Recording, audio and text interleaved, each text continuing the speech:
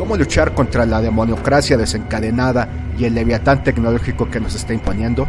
Ya no es posible quedarse solamente en el momento del análisis crítico. Se debe pasar ya a pensar las tácticas concretas de resistencia. Esta es una guía incompleta, a veces argumentada, a veces de sentido común, a veces teórica, para resistir el embate de todos esos adoradores de Moloch y la distopía high-tech y totalitaria que están imponiendo a la humanidad. Hoy en día podemos hablar de 5 fases o 5 niveles de uso tecnológico para articular dónde estamos parados en esta resistencia contra el totalitarismo high-tech que rápidamente está coartando nuestras libertades. Estos niveles han sido pensados a partir de varios autores: Kübler-Ross y sus fases del duelo, Oswald Spengler y sus fases de la decadencia cultural de un imperio, las fases de la apropiación social de la tecnología de Andrew Finberg sobre todo, y a partir de ellos hay 5 niveles importantes que hay que tomar en cuenta. Nivel 1, la cultura de masas de Internet. Nivel 2, la masa sucia que se sirve utilitariamente de Internet. El nivel 3 será el punto muerto. Nivel 4, la resistencia institucionalizada, es decir, una resistencia centrada usando los medios mismos del GAFAT. Y el nivel 5, que sería el más importante, sería una neoresistencia, gente que ya ha superado o ha sabido equilibrar el nivel de dependencia del GAFAT. Fase 1, la cultura de masas de Internet. La cultura de masas de Internet estará integrada por todos aquellos usuarios de las TICs que no conocen más allá del GAFAT, de este proyecto panóptico y de capitalismo de datos que significa en conjunto Google, Amazon, Facebook, Apple y Twitter esencialmente. Viven en lo que se conoce teóricamente como cultura de masas. Dejan que el entorno decida sus canales de información, de comunicación, que los informe, que les haga recomendaciones, que les diga por qué presidente votar, etc. Por ejemplo, mucha gente considera que el expresidente de los Estados Unidos, Barack Obama, que es quien más bombas ha lanzado en los últimos años en la historia de los Estados Unidos, fue un gran presidente solo por ser negro. Y es aquí donde enfrentamos uno de los grandes problemas relacionales de la cultura de masas digital, que tiene que ver con la verdad. ¿Qué es la verdad? Diría Oswald Spengler. Para la multitud, la verdad es lo que continuamente lee y escucha. Y en esa agenda de repetición memética, la gente construye su realidad. Por tanto, el resultado de la cultura de masas digital será la democratización de lo que se puede llamar pensamiento Twitter. Piensa cortito, piensa lo que el GAFAT quiere que pienses, apela al pensamiento eslogan en lugar de la profundización geopolítica de las cosas. Y desde un enfoque macro, la cultura de masas en Internet se traducirá en miles de usuarios que no solo están atrapados por las opciones más comerciales de conexión, sino también por la alta dosis de seducción soft power que promueve. Oxitocina a través de los selfies, serotonina a través de los likes, conformidad de homofilia informativa a través de las fake news, esclavitud gamificada a través de lo interactivo y agradable como el Internet de las cosas. Hagamos una inferencia lógica. La cultura de masas en Internet no se basa en una red de información, sino en una telaraña privada de datos. En esa telaraña, los usuarios serán maximizados, monetizados y serán inscritos a las llamadas cámaras de eco de la información. ¿Y qué generará esto? Todo un ejército de reserva de lo que algunos llaman Matrix Progress, masas de usuarios, generalmente con buenos sentimientos la mayoría, hay que decirlo, pero totalmente despolitizados en la forma en que se les vende el uso de las TICs. Tendremos por tanto usuarios bien pensantes y resilientes a la agenda globalista, en resumen, idiotas útiles al totalitarismo high-tech. Ellos, sin saberlo, son los constructores actuales del infierno del leviatán tecnológico que cada vez está más cerca. Algunos autores llaman a este perfil los chivalienados, los bots normies, los wannabes que crean una cuenta en Facebook y que con un smartphone piensan que ya son ciudadanos de la sociedad de la información. Pero entendamos algo, estos usuarios son víctimas de la enorme maquinaria corporativa y de marketing del GAFAT. No es que sean idiotas, sino que han sido idiotizados. No es que sean pobres de pensamiento, sino que han sido empobrecidos cognitivamente en sus opciones de ecología tecnológica. Este grupo, que es mayoritario en Internet sin duda alguna, si despierta de sus cadenas de soft power o de poder blando al que está encadenado, puede hacer mucho por la democratización real de los entornos digitales. Pero en tanto no despierte, es muy fácil reconocer en la calle a todos esos Matrix Progre, formados ideológicamente por la cultura de masas del GAFAT. Serán todos aquellos seducidos por sus teléfonos móviles. Generalmente estarán mirando hacia abajo y no hacia el cielo. Mirarán hacia abajo a un lugar donde la única luz que les dé es el resplandor de la pantalla LED de su grillete digital. Si te acercas y les preguntas, te responderán que no tienen problemas en ser propiedad del GAFAT, de Bill Gates o de una antena G5. Fase 2. La masa sucia. Este nivel está articulado por usuarios que ya saben que el GAFAT los utiliza. Tienen bastante idea de la ideologización, vigilancia sin lágrimas y uso de datos personales para el capitalismo de datos. Pero siguen dependiendo completamente de sus servicios, por distintos motivos: comodidad, monetización de contenidos, premios simbólicos de likes y de tweets, etc. Saben que están alimentando y articulando al Leviatán High-Tech. Saben también que cuando ese Leviatán tenga el poder absoluto, irá también por sus cabezas. Esa es la masa sucia. Mientras en el presente tengan ciertas prebendas, ciertas comodidades, el mundo puede incendiarse a futuro. Ejemplos de masa sucia hay muchos y en todos los ámbitos. Yo pongo de ejemplo uno de los casos más dramáticos de masa sucia que he visto en la historia de YouTube. El canal de Mundo Desconocido, que se convirtió en su momento en una leyenda de alternancia en internet hace varios años, hoy en día es un disparador de incoherencias al estilo David Icke, con tal de que su autor, José Luis Camacho, siga monetizando videos y manteniendo su estilo de vida como youtubero. Hoy en día, si uno ve su canal, se encontrará con contenidos en donde este mitómano asegura ser un contactado de la exopolítica, que se puede comunicar telepáticamente con algo llamado humitas y que se ha infiltrado en reuniones de aliens en la Antártida con visión remota. Teniendo 1.4 millones de suscriptores y ganando tanto dinero, ¿realmente necesita hacer estas imbecilidades? ¿No podría hablar solo de temas serios? Lo amarelja aquí es que cuando te aferras completamente a YouTube y su monetización para ser alguien en internet, tu cerebro puede renunciar a la razón de la manera más asquerosa y abyecta. Este es el mejor ejemplo de engendros YouTube que no supieron manejar el cambio de hijos de vecino a superestrellas de la desinformación del GAFAT.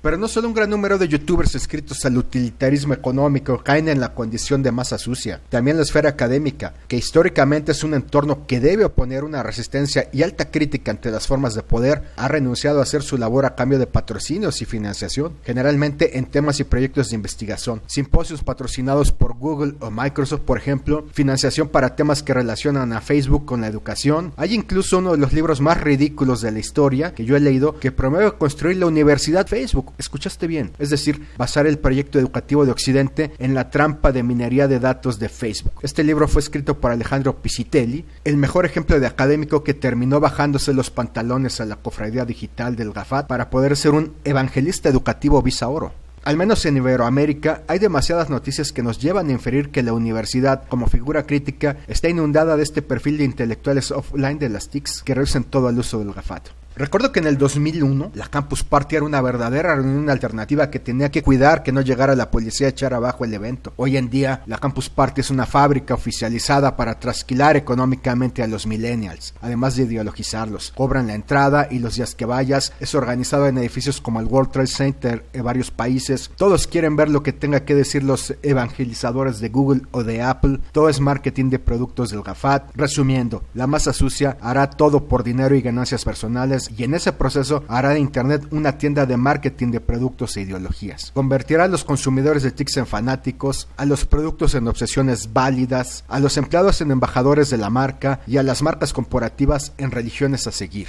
La masa sucia es uno de los grandes enemigos de la democratización real de internet, pues muchos de ellos son líderes de opinión que no están orientados a alimentar en conocimiento y pensamiento crítico a la red, sino en guardar la ignorancia masiva. Si la fase 1 de la cultura de masas digital nos está llevando a las puertas del infierno, la fase 2 de la masa sucia nos está seduciendo a entrar definitivamente en él. Fase 3. El punto muerto.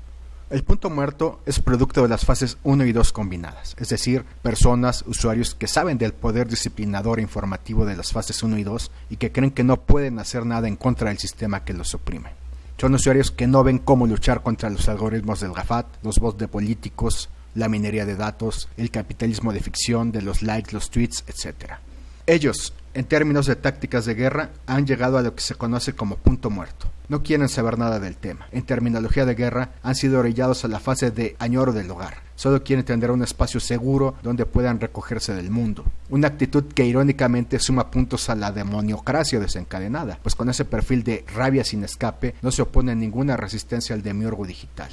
Un profesor belga de psicología clínica, el doctor Matthias Desmet, articuló recientemente cómo se está desarrollando esto a escala mundial, esta idea del punto muerto. Según él, estamos llegando a un concepto de formación de masas o de delirio global basado en 4 condiciones que se cumplen. Las masas deben sentirse solas y aisladas, sus vidas deben parecer inútiles y sin sentido, las masas deben experimentar una ansiedad constante que flote libremente y finalmente deben experimentar una frustración y agresividad flotantes.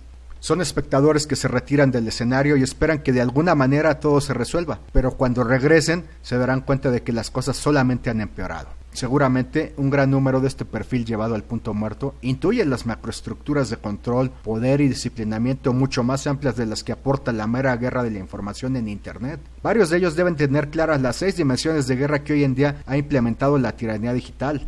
¿Cuáles son estas 6 dimensiones? Tierra, mar, aire, espacio, información y la nueva y más peligrosa de todas, la guerra cognitiva, enfocada ya no en qué pensar, sino en la forma misma de pensar.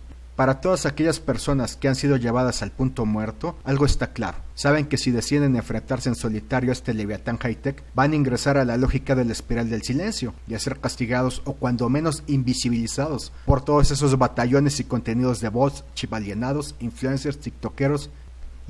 La trampa del punto muerto es que para muchas personas la más cómodo será no combatir, ya sea por cobardía o por impotencia, y en este sentido procurarán disimularlo atacando por la espalda a los que sí luchan. Tomarán parte en la contienda, pero del lado de los adversarios, del lado del totalitarismo digital.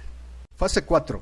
La resistencia institucionalizada. A partir de esta fase ya empieza a existir una resistencia real al leviatán digital, fundamentalmente encabezada por todos aquellos que podemos calificar como inteligencia proletarizada. Gente de la calle, fundamentalmente, con un buen nivel de análisis crítico que ya ha decidido comenzar a difundir su óptica de las cosas. Son la contraparte, la antítesis de la opinión pública, o mejor dicho, de lo que hoy en día es la opinión publicada que se genera en los medios propios de la hegemonía mundial.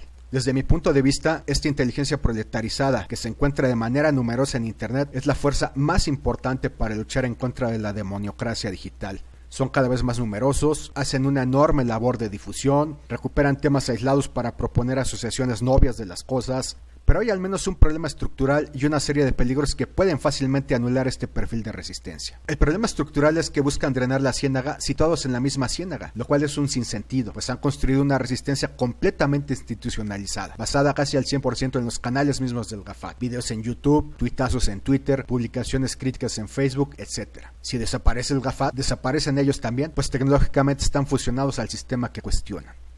A nivel de apropiación social de la tecnología, podemos inferir que su uso de las TICs es moderado. Jamás hablan de opciones de software libre, de usar arquitecturas peer-to-peer descentralizadas, o de sumergirse, por ejemplo, en entornos alternativos de información, como Usenet, la gran memoria de Internet desde los años 80, o la Deep Web o Freenet, con sus dominios cifrados, por ejemplo. Al depender al 100% de los jardines privados del atlantismo digital, surgen también varios peligros que pueden nulificar fácilmente esta resistencia. El primer problema tiene que ver con las formas de neutralización institucionalizada. Los líderes de opinión y de alternancia que surjan pueden ser cooptados o comprados fácilmente. El caso del mitómano de Mundo Desconocido que mencionamos anteriormente es un ejemplo concreto. Pero también pueden ser atacados o vituperados por bots. Si tú haces alternancia en Twitter y hay algo que no le gusta a los Rothschilds, fácilmente pueden mandarte un ejército de bots humanos o no humanos para desacreditarte. Asimismo, puede ser cremado por el sistema. Hay cientos de ejemplos de canales críticos de YouTube que han desaparecido de Internet sin dejar huella por creer que podían domar al GAFAT. Parafraseando al criminal, traidor y genocida de Winston Churchill en una frase que ya es legendaria. Les dieron a elegir entre portarse bien en los campos de concentración del GAFAT o ser gaseados en las cámaras de gas.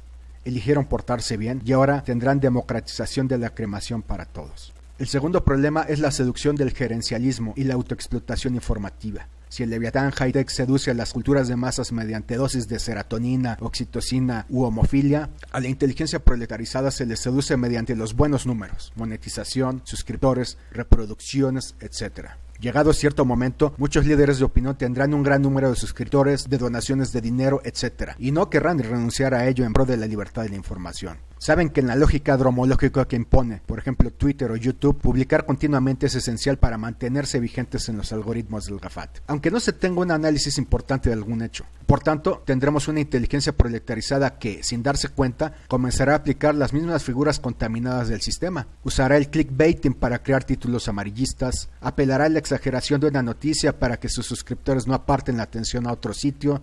Incluso se autocensurarán o no tocarán temas como el jeringazo o el revisionismo histórico, pues esto puede provocar la cremación inmediata de sus ideas en los campos del GAFAT.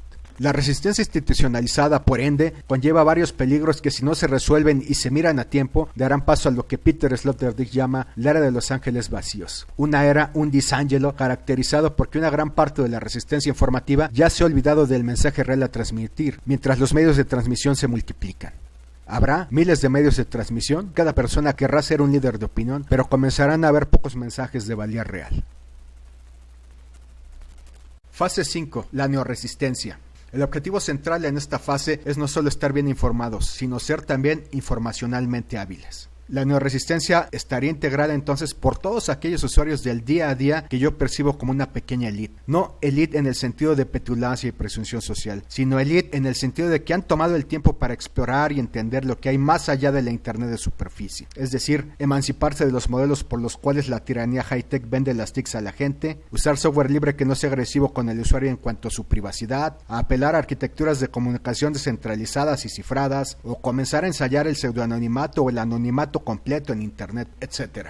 Alguien situado en las fases 1, 2, 3 o 4 de resistencia ante la demoniocracia no tiene necesariamente que esperar a obtener una educación formal, sino que en una tarde en que se decida puede comenzar a entender una nueva ecología tecnológica fuera de los jardines privados del ojo de Horus. Esta actitud se inscribe en la cultura do it yourself, hazlo por ti mismo. No esperes a que alguien de manera oficial te enseñe a cifrar un mensaje, por ejemplo, sino que trabaja tú mismo en tu casa, bajo un proceso de ensayo-error que te permita dominar dicho proceso. Además, la neoresistencia está fuertemente influenciada por la ética hacker, como alguna vez señaló Lee Filstenstein, el ingeniero de la contracultura. La fuerza radica no en buscar tener el poder personal a partir de la computadora, sino en buscar tener el poder colectivo sobre la computadora. Esto es, no solo se trata de tener una resistencia informativa en contra de los trituradores de bebés, de la adoración a Moloch y demás demencias satanistas, como ocurre en el nivel 4, sino también sumar una resistencia de colectivos informacionalmente hábiles y por ende con un margen de emancipación ante el totalitarismo high-tech, lo que en términos de filosofía de la tecnología se conoce como la construcción social de la tecnología. Si el Leviatán high-tech ha realizado una matanza a las libertades informativas, la privacidad y hasta los datos personales de sus usuarios, el objetivo de la neoresistencia es que antes del fin del mundo, Abel mate a Caín. Todo este proyecto, por ende, está centrado en explorar los escenarios, posibilidades y estrategias de acción de la fase 5, la neoresistencia.